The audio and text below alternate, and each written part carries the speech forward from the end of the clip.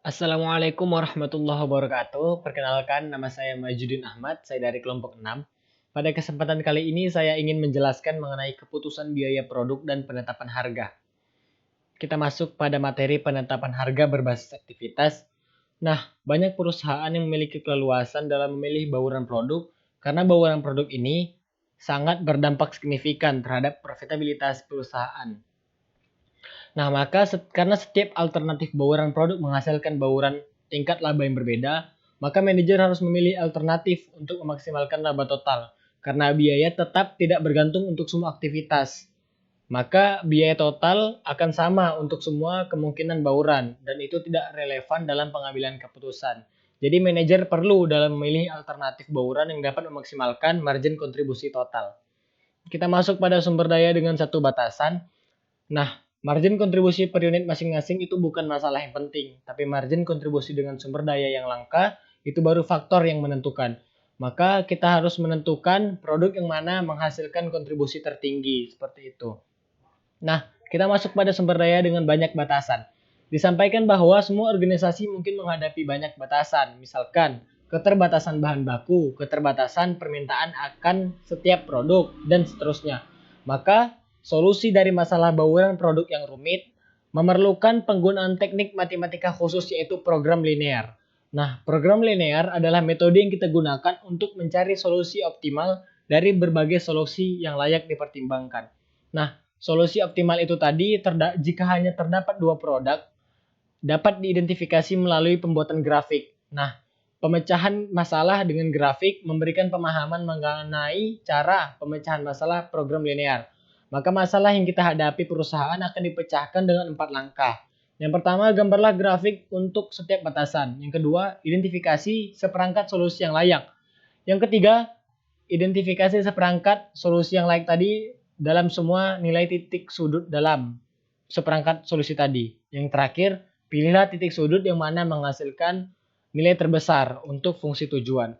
Kita masuk pada penetapan harga berbasis aktivitas. Yang pertama ada markup pricing, yang kedua ada cost plus percentage of cost pricing, yang ketiga cost plus fixed fee pricing. Nah, satu, menambahkan persentase tertentu dari biaya pada semua item dalam satu kelas produk. Yang kedua, menambahkan persentase tertentu terhadap biaya produksi. Dan yang ketiga, metode ini banyak digunakan karena tekniknya yang sifatnya sangat teknikal, seperti mobil, pesawat, dan satelit. Nah, target costing adalah suatu metode penentuan biaya produk atau jasa berdasarkan harga atau price driven costing. Dan perhitungan biaya target ini merupakan metode pengerjaan terbalik dari harga yang menentukan biaya. Di sini ada contoh bagaimana cara kita menghitung total biaya utama. Nah, kemudian kita lanjutkan pada aspek hukum penetapan harga. Kita tahu bahwa pelanggan dan biaya merupakan determinan ekonomi yang penting pada harga. Maka prinsip dasar di balik banyaknya peraturan tentang penetapan harga adalah bahwa persaingan itu harus baik dan didorong. Karena itu, konklusi oleh perusahaan-perusahaan itu menetapkan harga dan usaha secara terang-terangan menyingkirkan pesaing dan bisnis yang dilarang. Nah, kesimpulannya penting untuk kita perhatikan bahwa penetapan harga di bawah biaya tidak selalu merupakan harga predator. Kita masuk pada aspek hukum penetapan harga. Nah, lanjutan dari halaman sebelumnya, perusahaan seringkali mengenakan harga suatu barangnya itu contohnya kayak harga khusus di toko-toko grosir. Nah, undang-undang di negara bagian tentang hukum predator menciptakan banyak definisi hukum. Di Amerika Serikat saja, 22 negara bagian memberlakukan undang-undang yang menentukan ataupun menentang harga predator. Banyak memiliki definisi dan aturan yang berbeda. Oklahoma contohnya. Mereka mengharuskan itu toko retailnya menjual barang harganya itu minimal 6,75% di atas biaya. Kecuali toko tersebut sedang melakukan obral atau menandingi harga pesaing.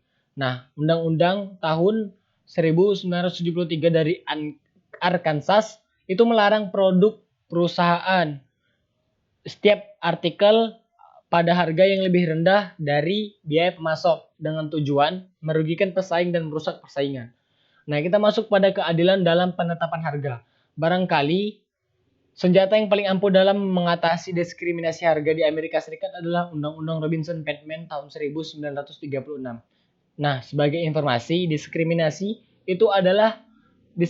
harga tepatnya itu adalah pengenaan harga yang berbeda kepada pelanggan atas produk-produk yang ada dasarnya sama. Nah, perhatikan bahwa jasa produk itu yang tidak berwujud itu tidak termasuk dalam undang-undang ini. Maka undang-undang ini menyatakan adalah hal yang melanggar hukum apabila melakukan diskriminasi harga di antara pembeli komoditi dengan kelas dan mutu yang sama.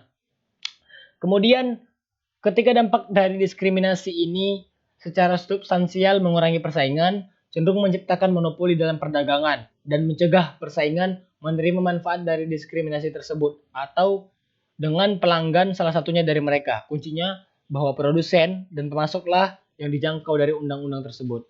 Nah, kemudian hal yang terpenting, Undang-Undang Robinson-Petman memungkinkan diskriminasi untuk kondisi tertentu. Yang pertama, apabila kondisi persaingan itu memang menuntut demikian.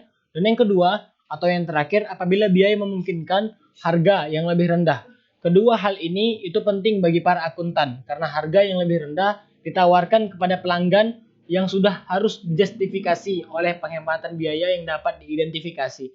Selain itu, besarnya diskon yang dapat diberikan paling sedikit harus sama dengan jumlah biaya yang dihemat.